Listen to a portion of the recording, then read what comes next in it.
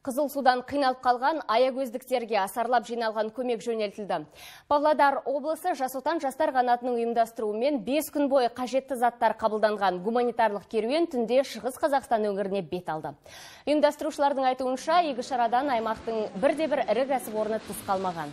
Шағын ұжымдар мен қарапайым тұрғындар да белсенділік танытыпты. Ауыр жағдайға тап болған отандастарына павлодарлықтар көмектерін аямаған. Көрші облыстағы әріптестермен байланыста болған белсенділер қажет деген дүниелерді жинауға тырысқан. Оның ішінде маңыздысы құрылыс материалдары дейді жас отандықтар. 5 килограмм электр сымы, 1000 шаршы метр қара қағаз, 40 тонна цемент пен 1000 шаршы метр линолеум. Сондай-ақ 60-тан астам тұрмыстық техника және 10 тонна азық-түлік жіберілді.